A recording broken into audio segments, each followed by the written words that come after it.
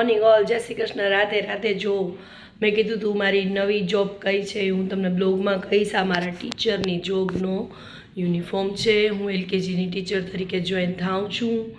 સાથે પહોંચવાનું છે. વાગે છે 7:05.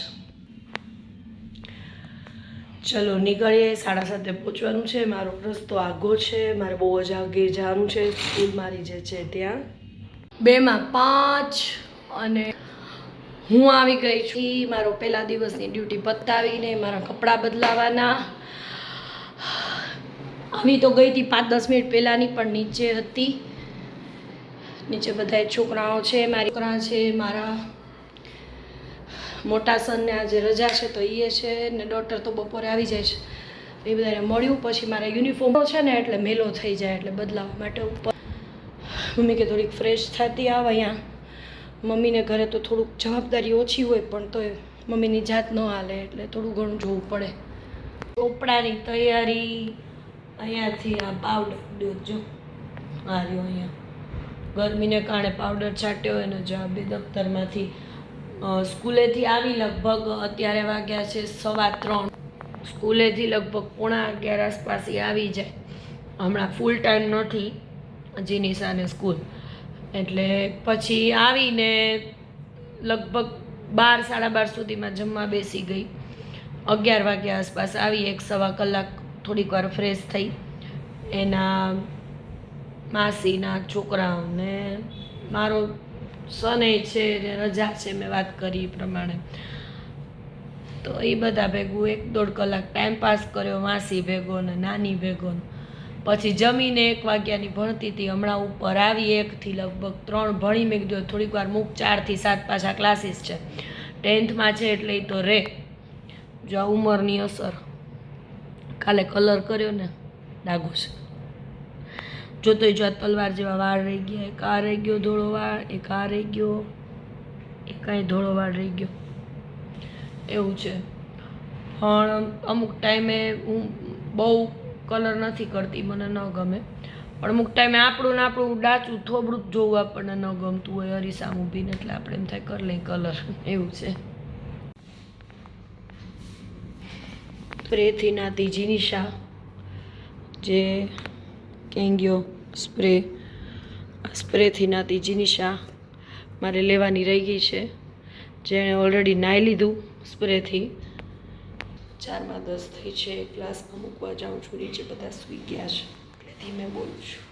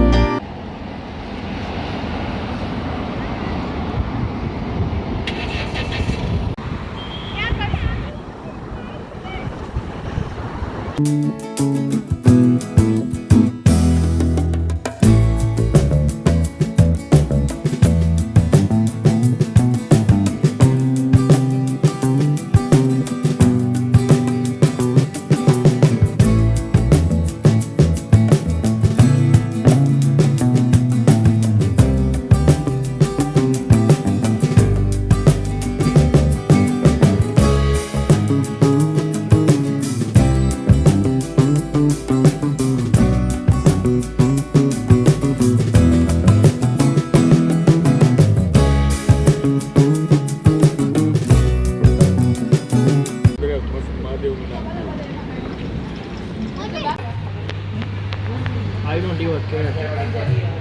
Where I care, I do. ના યુ કોણ. પહોંચી ગયા ઘરે અમે લોકો. જમીને મમ્મી આવે છે અંદર. છોકરાઓ ત્યાં બેઠા છે. બસ હવે ગોલા અને ગોલાવાળા ભાઈ એક રસ્તામાં મળ્યા હતા. અમે લોકો રેગ્યુલર નાનપણથી એની પાસેથી ખાઈ છીએ ગોલા. તો એ દિલ ખુશ ગોલાવાળા ભાઈ છે ને, એ મળ્યા હતા અમને રસ્તામાં. તો એને કીધું કે તમે લોકો અહીંયા 2-3 જણા હતા એ ગોલાવાળા રેકડીવાળા ભાઈ આવતા થાવ એમ. છોકરાઓ ત્યાં રાહ જોવે છે ગોલા માટે. પછી ગોલા ખાઈએ અને પછી બ્લોગનું કરીએ. એન્ડ મળીએ નેક્સ્ટ બ્લોગમાં. જો